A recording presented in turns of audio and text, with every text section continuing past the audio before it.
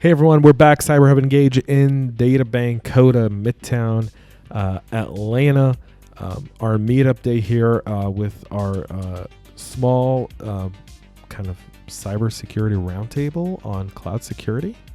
We just had Mark on, so well, if you haven't listened to that episode, make sure you go. It's a bit long, but it was awesome. And I've got one of my first and one of my favorite guests ever, Wes Knight. Thank you. CISO, Georgia Department of Revenue. One of my, I will say this about Wes. So Wes will soon be leaving the Georgia Department of Revenue. Yep, Hitting the road. One of our mentors, one of the people who brought this entire community together, kind of leaving us all in the dust. And hopefully won't go very far though. We don't want you, don't pull a Vladimir. No. Don't pull a Vladimir and go 4 hours away. No. All right, guys. So before we kind of get going on today's episode, I want to talk to you about privacy and security, obviously, right? But how many of you guys do what I do? Travel a lot, go work out of coffee shops. You need to get out of it. You need to kind of go brainstorm. You know, you go to your favorite Starbucks, or in my case, my favorite coffee shop here in Atlanta. You sit down, you put in your AirPods, you're listening to your favorite CyberHub Engage or Goodbye Privacy podcast or Journey, if you want to listen to music, and you're having a good time. You're up and away working, going over apps, documents, coding, whatever it is that you do for work, analyzing logs, whatever it is, reading a really important email from your boss, and then all of a sudden you see that person kind of staring at your screen, and you go, dude, don't look at my screen. Can't I have some privacy? Well, up until right now, the answer to that would have been, I got to sit in the corner of the coffee shop or the side of the coffee shop to get that. Not anymore. With Get Smart Eye, you don't have to do that anymore. Get Smart Eye is a very cool app that you can use on your phone. It reads your biometrics, so it reads your face. This is how it works. It's looking at your face. So while you're reading a document, it's making sure you're the only person looking at it. Try to put another phone in front of it, take a picture of the document, screen goes black. Someone gets behind you, tries to look at your screen, like that nosy person at Starbucks or wherever, screen goes black. No one can see what you're seeing on your device when you're using Get Smart Eye. So support our friends, and my very good friend Dexter, who is not a security guy, who came up with this product on a trip overseas dealing with security guys and went, how come I can see everything you guys see? Isn't that like the complete opposite of security?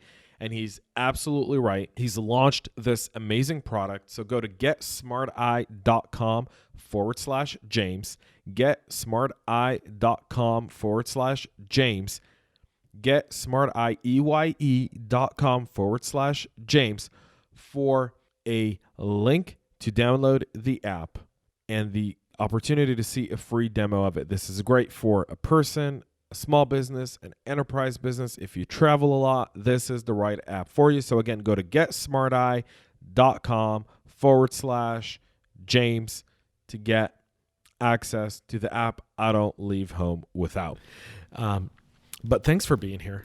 Thanks for having me. Appreciate it. I appreciate you being here. I'm excited for CyberHub Summit next month. That's going to be a blast.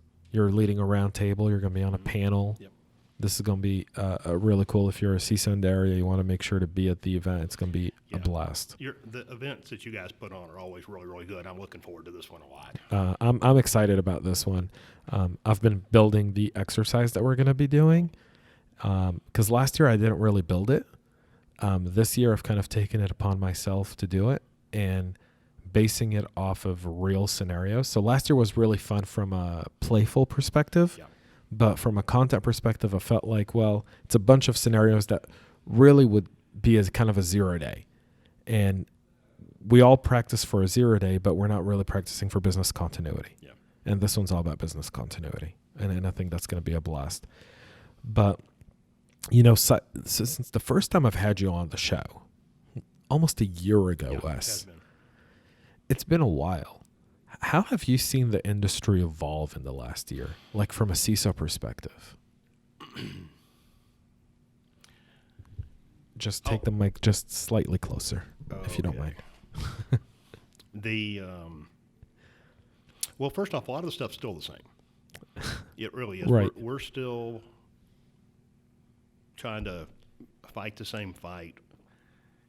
The things that have changed, I think, has been from a talent perspective, more of the universities and like Georgia State, Georgia Tech, Kennesaw, some of the rest of them.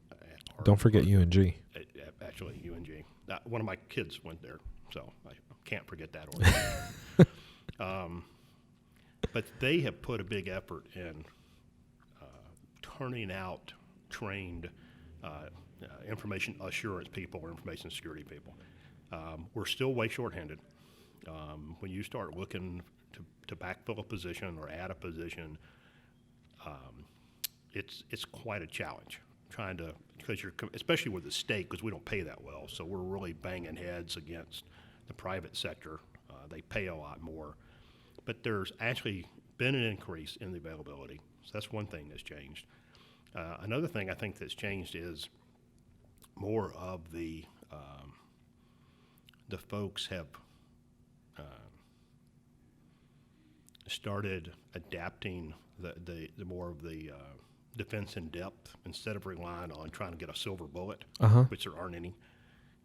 They've started, more people have started to understand that. We started to do more layer defenses where, okay, it gets through that, second layer catches it, maybe second layer misses it, third layer catches it. Which I felt like always in security. I mean, in the military it was the same way, right? You put up, different layers of defense to keep people out. Why have we not done it in security? And that kind of continues to be one of defense in depth continues to be a really, I think, it seems to be like a buzzword, but it's a strategy. Yeah. And it's an effective strategy. Yeah. The concepts are not difficult. That thing that you put on LinkedIn today with the 5 steps, when I read through that, I thought, that's really good. It's 5 very basic steps. But it's not foolproof. No, nothing's foolproof. And as I said, my comment was, fools are too ingenious. Nothing can be foolproof. There's no silver bullet. Correct. You might have some silver BBs, but no silver bullets. You've got to be consistent. You've got to be layered. You've got to be paying attention. Continuous monitoring and those types of things are very, very important. What I've seen in the past year, one of the big changes I've seen is it's almost like there's no real perimeter anymore with cloud. Right. We're talking about this evening. More stuff is in the cloud or hybrid cloud, and it's hard to really think of a perimeter surrounding that because it's everywhere. Right. That's been one of the other big things is trying for us, I know in my job, is as we've kind of put our toes a little bit into the cloud, we're not really full adopters of that yet, trying to make sure that in those areas where we are in the cloud, we have good security around them. Trying to try to figure out what works. That's always a big thing. By the way, that's one of the reasons I really enjoy the CISO community here in Atlanta. You and I can sit down, or Vladimir, of course, or any of these kind of people can sit down and discuss this and say, hey, have you tried this? Does that work? Right. It's not bringing in a bunch of sales guys who are telling you what won't and won't work. And there's, no offense to sales guys in security. Some of them are great. Some of them want to get the business. Yeah. And again, that's just part of the world we live in. But Yep. That tends to be the challenge. I want to kind of go back and really circle back to kind of like talking about the talent challenge. Because I feel like we're starting to see more and more automation and orchestration done to kind of eliminate some of those entry-level kind of basic roles. Yep. and really require more experienced and hands-on people, which is, we kind of get rid of, the guy at registration, but guess what? We still need someone beyond that to process stuff. And so, and we're training everyone to be registration, but if we eliminate it, these guys still got to be retrained to do this. Do you feel like automation's really going to fill that gap within the next 3 to 5 years? The entry, like the SOC 1 yeah. level, yeah, I do. That job is so repetitive and so burn your eyes out that it's a perfect job for automation some kind of machine, not necessarily AI kind of stuff, but some kind of machine learning. But there's got to be humans, and there've got to be skilled humans behind that. So when that thing kicks out an issue, there's somebody there that knows what to do with it. Right, which in some automation environments today, we don't really see that to be the case. In fact, one of the things I was talking to one of our CISO colleagues who, they were testing the whole automation of the SOC 1, Analyst 1 kind of work, and they go, when we kicked it out, well, we were kicking it out to someone who was a SOC 1 guy. Yeah. So he's looking at the same thing the machine's looking at. Yeah. And doesn't know what to do with it. And doesn't know what to do with it. Right. And so they either escalated, and then, like the boy who cried wolf too many times, eventually the wolf showed up, but no one took him seriously. Yeah. Or it ends up being a drain, and that person leaves because they feel like they're just burnt out from that role. Well, if you're in that spot, and get the stuff that kicks out, and you look at it and go, okay, I got to take let me carry this over to the level 2 guys. There's no point in that job. There's no fulfillment in it. Correct. I think most of us want to feel like we accomplished something at the end of the day, and I think in a spot like that, if I was in that spot, I'd go home in the day and go, what'd I do? Walk back and forth 12 times, big deal.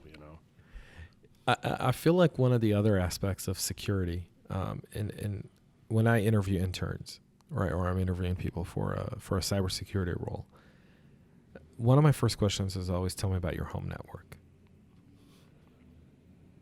Right? Just tell me what you're doing at home. Because if you've got a standard, Comcast or AT&T router, default password, right?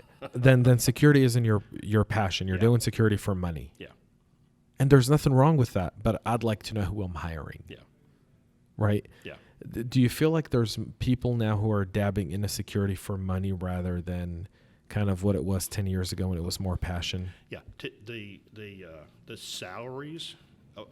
Think about this for the past 5 years. What information security salaries done? They just about doubled. Right. It used to be a job that paid okay. Now it's a job that can pay very well, and people are drawn to that the same way people are drawn to being a doctor or a lawyer because they think it's a good way to make money, and they don't realize. Same is true with doctors and lawyers. The commitment that they have to have, the commitment that somebody who really is going to do information security has to have. It really not almost, it has to be a passion with you. Well, because we're not a 9-to-5 business. No. We're not. I mean, I feel like that's what most people don't understand about security professionals. I mean, you get a call at 11 o'clock at night with an incident, everything stops that moment, right? Yeah. I mean, it just does.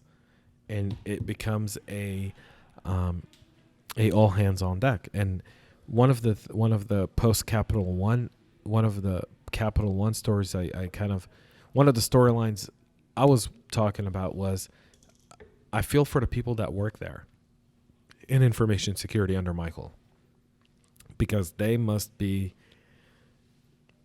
been working their fingers to the bone. 15, 16, 18, 19 hours days, going probably home to maybe sleep for a few minutes. That was me. It might be who's calling me, calling you. Could that be it? I don't know, maybe. But it's for me, it was, that's one aspect that people don't understand. And I did this podcast, I forgot with who, when we were talking about the difference between veterans and college educated. Who was that with? Was that with Michael Morgan from New York Life? Either him or Vladimir. One of the two, yeah. But here you are. You're an Army guy. Now we outnumber Air Force in this room 2-1. You don't have a mic. That's not fair. You don't have a mic because you're Air Force. You stay right there and you sit down, Micah. Sit there in your reclining chair and let us work over there. Go to your kitchen and get a home cooked meal while we eat our MREs. All right. Micah is down today with his allergies, so we get to pick on him extra special today. But there is a difference between a veteran-trained cybersecurity professional still college educated. Oh, sure. I mean, tremendous. This is stamina-wise. Yeah. Well, I had a conversation one day last week with the Georgia State University evidence-based. David Myman. David, I was at David's house. I'm on their advisory board. Awesome. And so we had dinner, several of us, and this came up. They were saying when you interview somebody, this is a college asking, right? They said when you interview somebody, what's the most important thing to you? You know, is it the 4-year degree? Is it certifications? Is it whatever? And I said, well, now from an HR perspective, if you don't have a 4-year degree, I'll never see your resume. It just won't get through to me because they'll trash it. And that's, excuse me, HR people, but that's just kind of dumb. But the 4-year degree by itself doesn't tell me anything. Now, if you've been part of an intern project, or you were, a graduate student doing some projects, and you've got some hands-on, you got a little something under your fingernails, those types of, that's the kind of stuff I want to see. Certifications are great, but I taught boot camps when I had my own company, and I know people get certifications that couldn't find their way out of a paper bag. Right.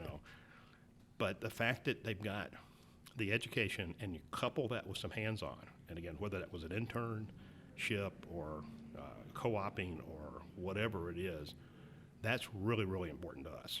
As a hiring manager, the degree, it's important, but it's not the most important. I want to know that you've done it. Do you remember our first CyberHub Summit when Dr. Lee came on stage from Georgia Tech? Mm-hmm. One of my key takeaways from it was that he said that evening was, it takes 18 months for a Georgia Tech information security graduate to be effective at his job. And I don't know if you remember that. I don't remember that, but that sounds like something my dad used to say. So, and Kennesaw State, on the other hand, you hire someone from there, and I think within adjustment period of 90 days, they're good to go. I think UNG produces the best cyber talent in the country. Yeah, they do more the project-based stuff, more the hands-on things. It's not just classroom type things. Right. My dad was a firefighter, but he wasn't being a firefighter. He was a contract, built houses and thing like that. And he had a lot of respect for tech, but he used to say that a graduate from tech could spend hours to you describing how a hammer worked. But if you handed them a hammer, they couldn't figure out how to drive a nail with it. They needed a little more practical side to that. And tech's a great school, but then at the end of the day, it's hands-on, and in cyber, that's what really matters. Not that we don't need thinkers and researchers. Okay. I think those are a critical part of the ecosystem, like any business. So I kind of want to kind of change this and talk to you a little bit about this white paper I'm kind of working on. It's an article I'm working that I'll probably publish sometime next week, or we may publish it around the time of this interview because I'd like to have Wes on record for it. But why you shouldn't silo cybersecurity anymore. So when you think of a business structure, you've got IT, sales, marketing, and they're very siloed. They're, sales is its own thing. Right. And in some companies, every product has its own siloed units. Right. But then cyber's siloed as well. And my argument for that is that's why hackers are so darn successful, because we're siloing security. And that security shouldn't be siloed, it should be vertical. Should be across the entire organization. It should be layered, like the CEO, CFO, COO, right there should be cybersecurity. And Mark and I earlier we were talking about how a CISO should become the CSO period, and not have a CISO and a CSO. Right. But that's a whole different discussion. But I'm arguing, and one of the discussion points I'm trying to open with this leading into Cybersecurity Awareness Month, part of the reason why I've been working on this and kind of pulling out different research around it, is if you continually silo cyber, you're continually isolating your problem to post events.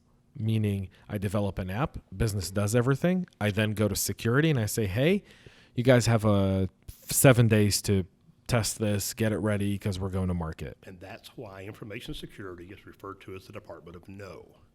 Because you come to me with the last minute with something, I'm going to have to tell you no. Right. Because I don't have time to vet it. If we don't have time to fix a problem. You've got to bring me in at the beginning of this cycle. And that gets to your point. If the divisions, the silos, business unit has a project they're working on, if they bring information security in at the beginning, then we can do two things. We can, instead of saying no, we can say, oh, absolutely. Let us help you do this securely. And guide if necessary, tweak if necessary, but have input from day one. So when you get to the end, you've already got a secure product. Right. And information security is ready to bless it at that point. So to put us all in a room and lock us away and just bring us out when you need us, that doesn't work. So part of my argument, and so some of the statistics I've been looking at, so specifically looking at the Capital One, and I also took Equifax as a plain example. So Equifax, their history is actually really interesting. So I did this research. So the CISO before the CISO, before the CISO, 3 CISOs before the breach, was a very, very good security CISO. But they siloed him, and he was very, very strict, and he was the CISO of no.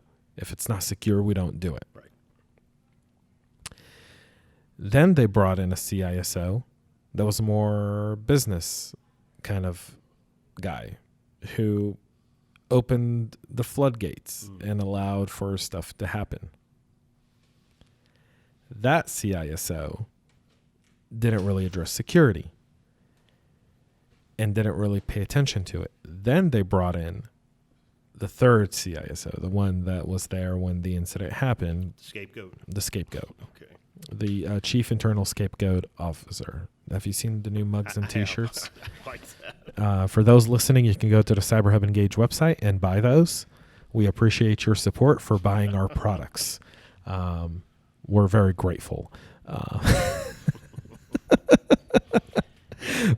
mug that you had and the T-shirt, the mug with the eyes that follow you, Uh-huh. the T-shirt I thought were great. The data cartels, yeah, these stickers Yeah. right here. Yep, that is. I'll give you some, Wes. Cool. While we're on the Cool. podcast, take a whole bunch. All right. It's my data cartels stickers for our Goodbye Privacy podcast. Another shameless plug on today's episode. We've just been doing them all episode long, but getting back to the siloed aspect of it, which is whenever they've kind of Equifax isolated security, when they got hit, it was monumental. It was everything. Right. Capital One didn't silo. When they got hit, 140,000 real records, social security numbers. Yeah.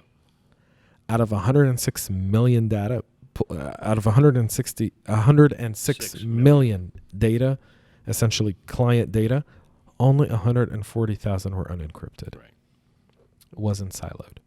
Now, we can talk about data hoarding, and I think we'll talk about that in a little bit. Yeah. But the numbers kind of from case to case show that if you just didn't silo security, if you empowered the CISO, you would have a far less chance of really going through an incident. And even if you did, it wouldn't be so bad. I don't think. Yeah, I agree with that. So kind of transitioning from that, do you see kind of now you're kind of, I think you're walking away at the height of your career, Wes. That's a scary thought, but okay.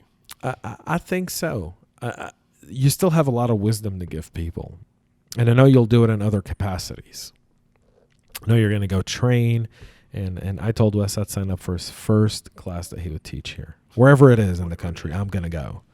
Just sit in that classroom and just with... And heckle is what you're going to do. I won't heckle, I promise. No, I'm not from the Air Force. Only Air Force heckles. Wait, they let Army guys actually go to classrooms?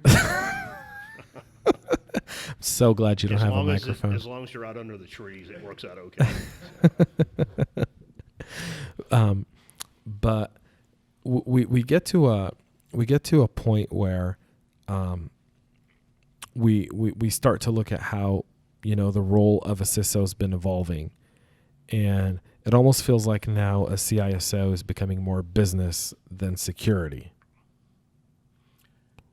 You have to understand the business. That's absolutely true. If you're a CSO or CISO, either one, and all you know is technology and security, it's very difficult to be successful. You've got to understand what your business units do. You really need to have a relationship with the people in the business unit. They've got to learn to trust you. That's part of the thing. If they're afraid to come to you and tell you about something that's may be going on because they're afraid you're going to shut them down, they're not going to come to you. And then when it blows up, then you're all toast. So let's take the siloed aspect real quick of that. Okay. Do you think that we kind of dug our own hole as CISOs early on by saying no to stuff that the business needed, and thus becoming the department of no rather than the business enablers? Was that kind of like a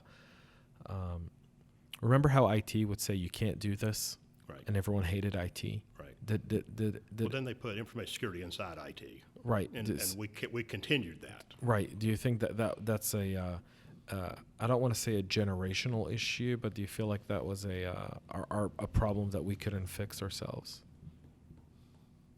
Yeah, I guess it was. There's a lot wrong with having information security siloed. There's a lot wrong with having it siloed within another silo called information technology. Information security is not an IT problem. It's an organizational. It's an organizational issue.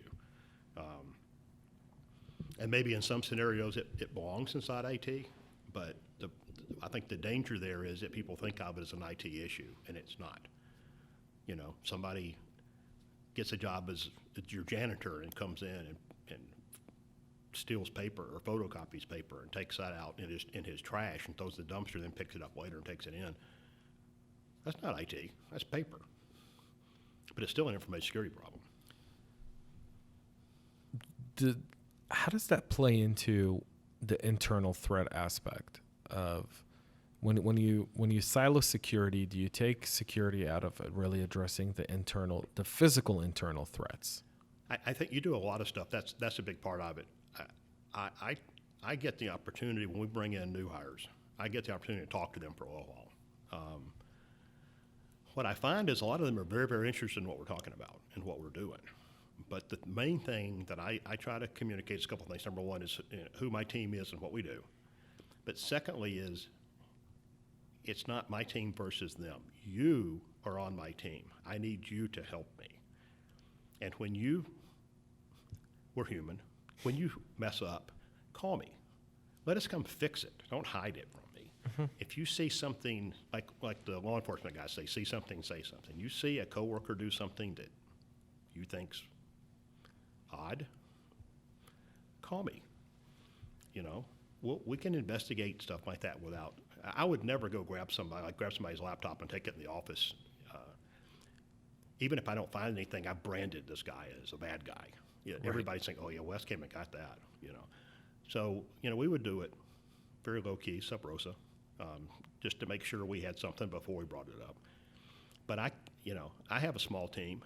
DOR is really not that big an organization, but my team can't be everywhere all the time. So I always try to tell the new hires and the people I talk to that aren't new hires, same kind of thing. That's, look, help me, you help me, we can be more successful. You're a taxpayer, your data is in our records. You want somebody stealing your tax records? Help me keep that safe. When you think of state versus enterprise, you guys, like you said, have limited resources. You're shrewd by government bureaucracy and policies and regulations and different things you have to deal with, where in enterprise sometimes it's quicker. We were talking, Mark and I, earlier. One of the things we were talking about was the difference between kind of state running cyber to company running cyber. So state having limited resources or limited availability sometimes, to where enterprise sometimes have a little bit more resources because they have a fatter wallet sometimes than a state does. Right. State has still, even in today's political environment, the state still has some sort of accountability, even though we still have spenders on all sides. People just want to spend money. But are states spending enough on security? No. Absolutely. Is that coming from a perspective of, as a CISO for a state entity, obviously you guys have more counterparts, more CISOs that for different departments within the state, they have their own CISO. Right. But then there was the state CISO, who's now a kind of a new person. Do you feel like we have way too many of these, like that everything, maybe all of the state security should come under one umbrella, and then that would probably fix the money issue? I don't know. That's an interesting idea. Basically, in Georgia, and I think most of the states that I've talked to are kind of similar. Each agency or department has an ISO or a CISO. Most of them do. Some of them don't. Each department is unique. Department of Revenue is very, very different than public health. Correct. We have federal regulations referred to as Publication 1075. Tamika down at Public Health, they've got HIPAA stuff to be concerned about. They've got other things to be concerned about. I think it'd be somewhat difficult for one group to manage all of that. Now, in the state of Georgia, they've started doing what we refer to as the VCISO. And if you're a smaller agency and you can't afford an ISO or CISO, you can more or less rent one from the Georgia Technology Office of Information Security. That's kind of a new thing they've just started doing. And for the smaller agencies that are smaller than us and don't even have an ISO, I think that's probably a good solution because they're flying blind at that point. So I think that's a big help for them. But I don't know if consolidating, my gut feel is no. Consolidating that at the state level and then having it flow back down to the individual agencies is the best way to handle that. I think there could be some consolidation and some better support at that level. We do have in Georgia, obviously, we have an outsourced thing that affects 14 or 15 agencies, and a lot of that is consolidated. And then the GTSA, the Georgia Enterprise Technology Service, couldn't think what the S stood for. Anyway, they manage that for us, like they manage our networks and they do this type of stuff. So so we have that much going on, and there is some information security covered in that as well. But each agency still has to be accountable. I always joke as when you look at a RACI chart, I can reassign the R. I can't reassign the A. That gets stuck with me. So I think you're still going to have somebody in the agency who is accountable for how this stuff works. So you brought up a really good point, which is different agencies have different functions. One of the things I look at as a kind of a conservative when it comes to government size and spending is the duplication that we have within specific government agencies kind of doing work. And I think we see that no clearer than in cybersecurity at this point in time. We have so many agencies that do cyber, some of them duplicate and triplicate the same efforts, right? Whether it be Homeland Security, DOD, NSA and FBI, CIA. I mean, you have all these different agencies all kind of, I would say, almost unanimously doing it. The NSA just launched the NSA Cyber Directorate, which is essentially, have you seen that? I don't know much about it. I've seen it. I mean, I've heard about it. So in its purpose, it's supposed to coordinate offensive and defensive measures that the NSA does. We have defensive measures. I'm sorry. Apparently the NSA does. Okay. And we have the FBI, which is more of an investigative and forensics body. Mm-hmm. And on a state level, we have nothing. So we have departments that essentially kind of build and secure state infrastructure networks, but we don't really have any state kind of, you would say, law enforcement per se that's actively looking at the state unless something happens. Right. So from a federal level, we've got all this funding pouring in. Some of these guys are doing the same thing. And I get why sometimes you have to do that fail safes, right? If these guys fail, we still have these guys. Right. I get that. That's why we have the Air Force. I mean, they're kind of. Well, the 82nd needs a ride sometimes. Someone's, we the military needed a flying Uber. So the people who don't know us that are Air Force that are watching this are probably going to get angry about it. Yeah. Air Force thinks it's silly. We'll give it to you. All right, thanks. You know, but kind of looking at how all these different branches have different levels of cyber from a state level, it only seems that states that have limited capabilities, right? So, for example, the FBI does this. I don't know. So I was looking at the FBI different field offices and what they cover, right? Mm-hmm. And you would think that the FBI would probably have around 60 field offices, right? Because states like California probably have multiple, one for Los Angeles, one for San Francisco, one for Northern California.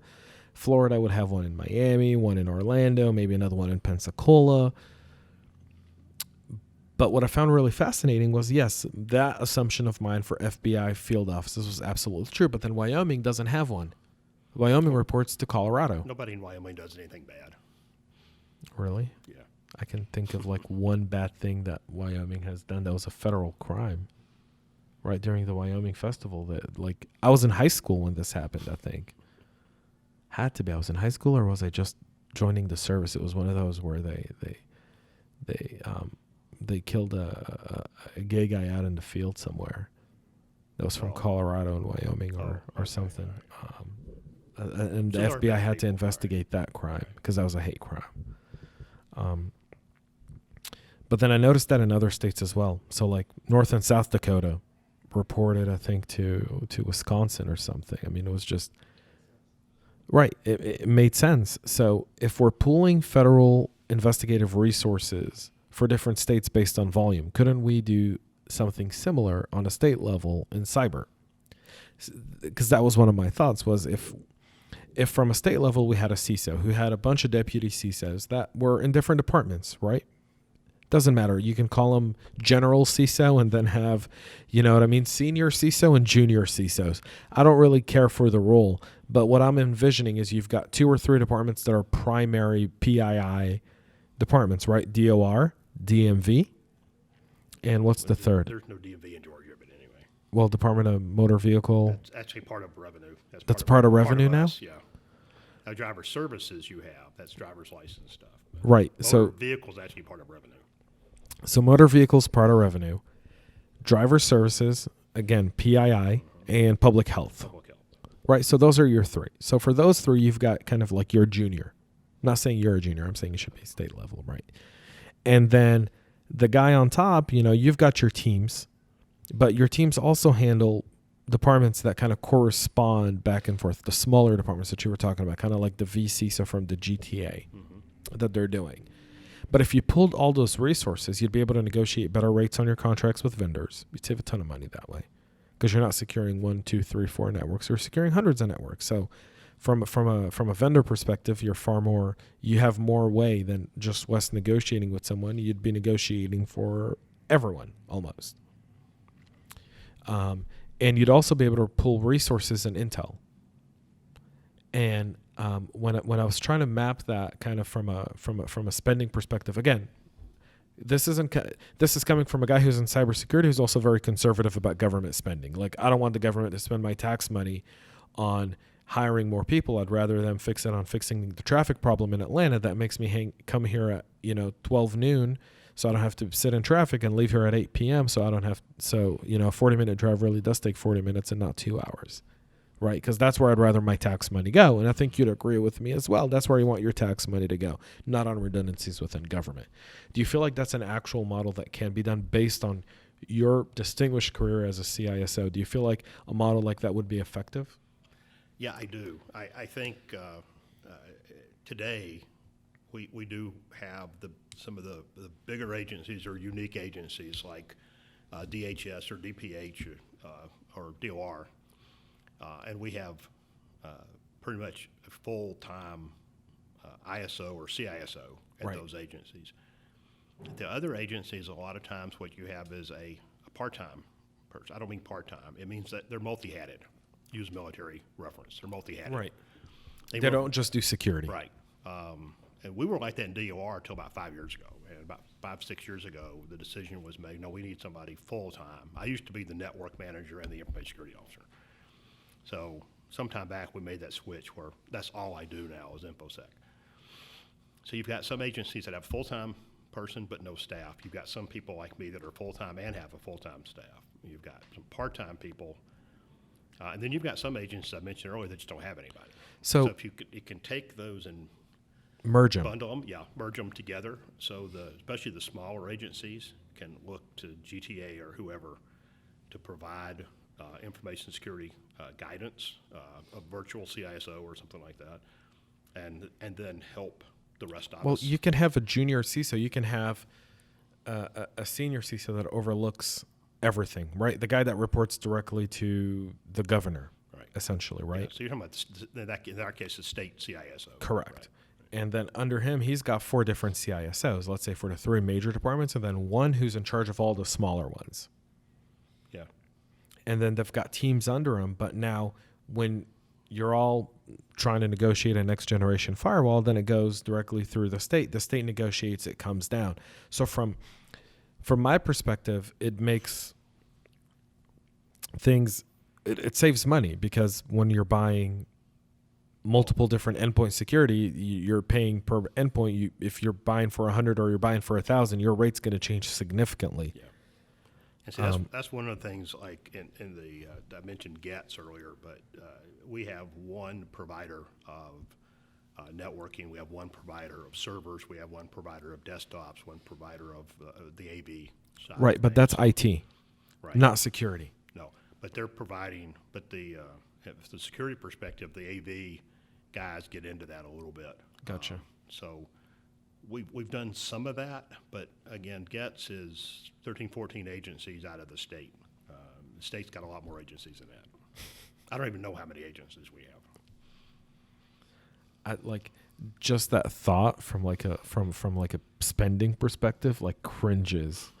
Like it does, and it does for me, because I feel like as a society we've become so wasteful of everything, right? And in security, like we started talking about earlier, we do it out of a passion. We don't do it because of the money. There's people who are in it for the money, and those, you and I can smell those people out of the water right away when we see them, because they don't dress like us, they don't talk like us, they don't look like us, because they don't have that 10 p.m. commitment, that 7 a.m. commitment, that 3 a.m. commitment, the endless reading, research. I was telling Mark this morning that article that I posted today on LinkedIn that I tagged you in.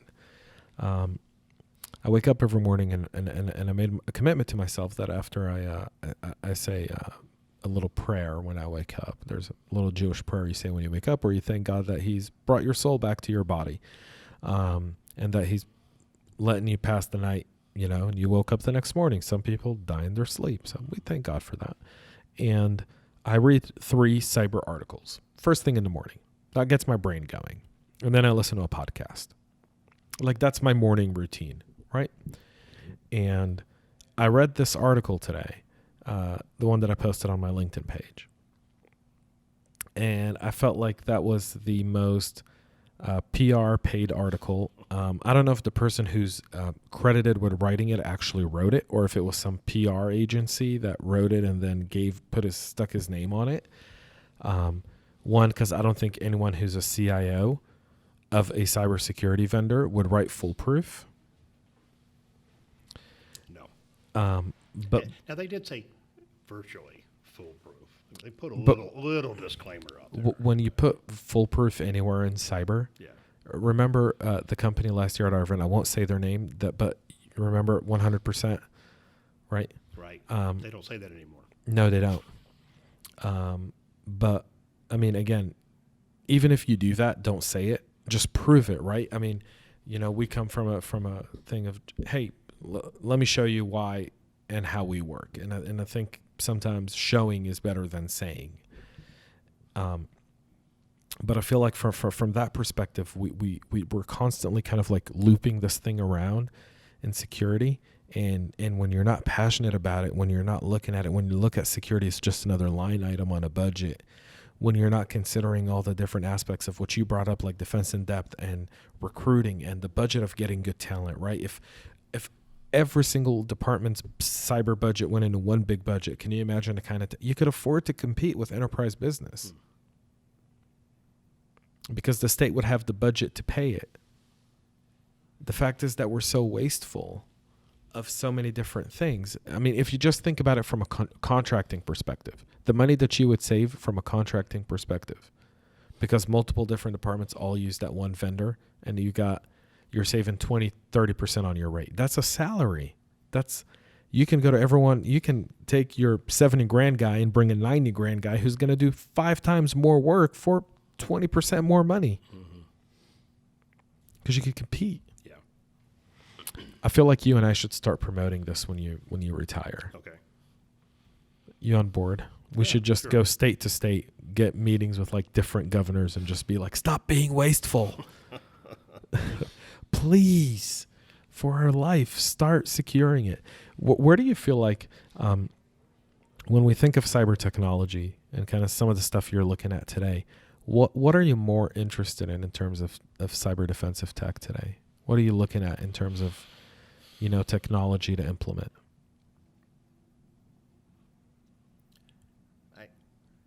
Our biggest threat vector is email phishing. By the time an email gets to me, it's been through 3 different layers of things, but stuff still gets to me. It'd be really nice if that didn't happen. What do you think is stopping us from being able to develop a full product? Is it the lack of? It's not the lack of attention on email. Is it just the ingenuity of hackers? Hackers are just that much better at this. They're very smart, and they're not, the old argument, they're not bound by what we're bound. Before I'm going to do something, I've got to have it approved, and I got to run it through this board, and I got to do this and that. They just go do it. So they can come up with stuff much faster than we can come up with a solution. I think that's a big part of it.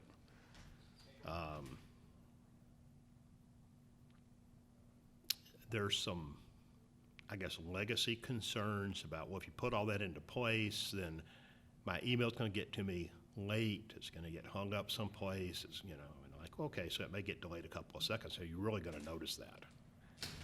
So that's one of the issues. I think a lot of it is just the technology of what are you going to do? And I've talked to a couple of vendors recently in the past, 6 months or so that have some really inventive ideas of how to take care of this problem. And so now it's a matter of, trying to figure out if what they tell me works. As opposed to the sales pitch, does it actually work? And I've got to, we've got to dig into that. I think that's a big part of it. So do you trust? I'm not gonna say any names, but there's a lot of different kind of like vendor review stuff out there. Do you trust any of them? No. What's missing? What I trust is you. But what's missing is who's given the review? Well, I don't know those people. Okay. I'm just I'm professionally paranoid. So if I don't know you and you haven't established a trust relationship with me, then I don't trust you. And for you to say, hey, this is the greatest thing since whatever, okay, fine, but I have no clue if that's true or not. And I'm not talking about salespeople necessarily, although it's true of them as well, but salespeople or the reviewing. Let's just call it the reviewing articles, magazines or articles, those yeah. I don't have anything against them, and I'll read them. But do I trust what they say? Not really. I feel like we're missing kind of like a TripAdvisor for cybersecurity vendors. That'd be a good idea. By CISOs. That'd be a good idea. Let's raise money for it, Micah. Right? Like a TripAdvisor for cybersecurity vendors. I think that platform should be pretty easy to build. There's already a ton of platforms like that available. Yeah. So when I go to the conferences and the dinners and the meetings and all those things I go to, one of the reasons I go is so establish relationships with other CISOs and people like that. So I can ask, I said this a little while ago, so I can say, hey, have you ever used this product? Does it work? Does it do what they say it's going to do? Because if it's, somebody that I've known for a couple of years and I've gotten advice from before and I trust them, then I'm gonna seriously look at that and say, okay, if they think this works good, I'll give it a shot. So let me ask you this then. Does implementation matters of a performance of a product in security, and what you're putting it on and how you're using it matters? Do you feel like that also hinders an effective review? Can it? It can. If somebody puts a test box out there that's got, 32 cores and a terabyte of main memory and, all this kind of stuff, and it runs great, and, I got 4 cores and 16 gig, it may not run quite as well for me. So, looking beyond the numbers, the nice little charts and things that show up on the wall and all that, you got to look beyond that. You got to look underneath it. A long, long time ago, I worked for IBM, and one of the jobs I had there was kind of keeping track of the competition and what they did. And part of that was reading the reviewing magazines. And it was always interesting to you saw the charts, but then look under the chart and see what exactly was this doing. There was a processor performance thing that had somebody just, like way beyond everybody else that tested. And I looked at it, and it was a 128K program of no ops. It didn't do anything. It was basically a check to see if you had cache, was really what it boiled down to. And I actually had a customer, their techie guy on their staff, put that out on a table for me one time and say, look how much better your competition does than they do. And I said, so you know what that program does? And he said, well, what difference does it make? I said, that program doesn't do anything. I said, now, if doing nothing is a big part of your job, then that's a really good test. But if you actually have to do something, that's a lousy test. Vendors, because they're trying to sell products, do stuff like that.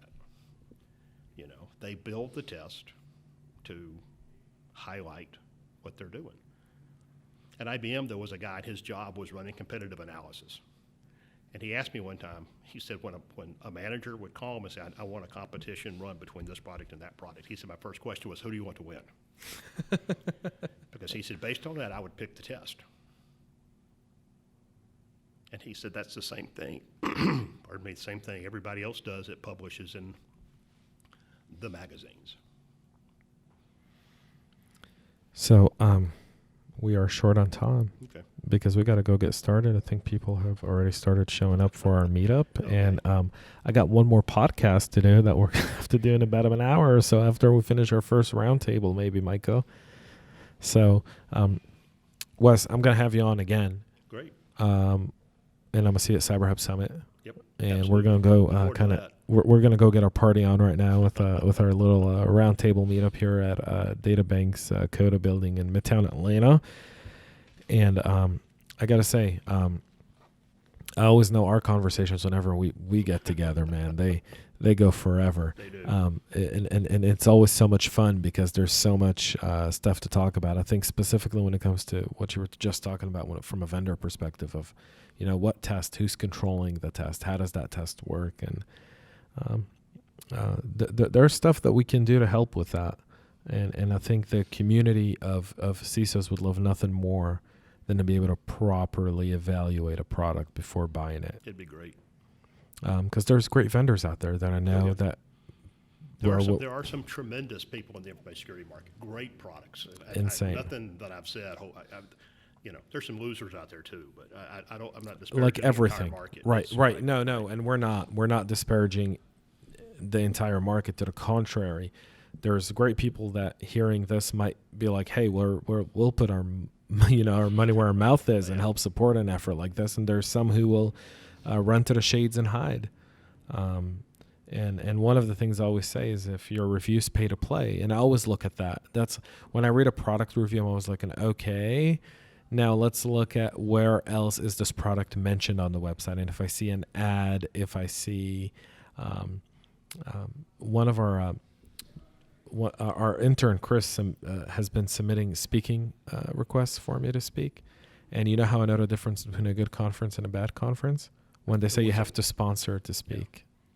Yeah. And I've gotten 2 of those emails back. Did you see that, by the way? That was really funny. I hope you didn't answer it, Micah. Yeah. No, all right. I've gotten I'm moving more into the conference speaking stuff too, and that's one thing my publicist warned me about right off the bat was when we ask about speaking at a conference, sometimes they're going to want you to pay or to sponsor something in order to have some time on the main stage. So, Nope. You know that at CyberHub Summit, we don't do that, right? oh no, yep. We are fully CISO powered. Last year, it was all CISOs on stage for every last major. year was an absolute blast. Had a great. It was a great venue, great concept. Had This great year. speakers. It Sweetwater. really was good. Sweetwater. Sweetwater. Sweetwater. We have Sweetwater beer here today. Sweetwater is not a sponsor of this program, but if someone from Sweetwater is watching, listening, They'd like to be a sponsor. He'd be willing to talk. you'd like to be a sponsor, I'd have no problem doing a beer chug with one of my guests every time we had them on the show. Maybe towards the end, so they don't, if they're a lightweight, they don't divulge anything. But that's it for this episode of CyberHub Engage. Make sure you make sure you give us 5 stars on your favorite podcast listening platform and review us, because that helps us become and rank higher so more people hear about us. We are one of the fastest growing cybersecurity podcasts in the country, if not the world. We're growing, man, and I'm happy about it. World famous in Poland. We are world famous in Poland. In fact, I think when I go to India next month, I'll be like a superstar. To be like, oh my God, sir, can I take your picture? What were you saying, Micah? We are according to our social network analytics and our podcast listening analytics, we are the fastest growing cybersecurity podcast in the country today. That is a fair assessment to say. We're willing to back it up by numbers. So with that being said, thanks for listening. Thanks for tuning in. 5 stars. Make sure you share, subscribe, and like us on social media. CyberHub Engage. That's it for today. We'll be back with more later. Great. Thank you.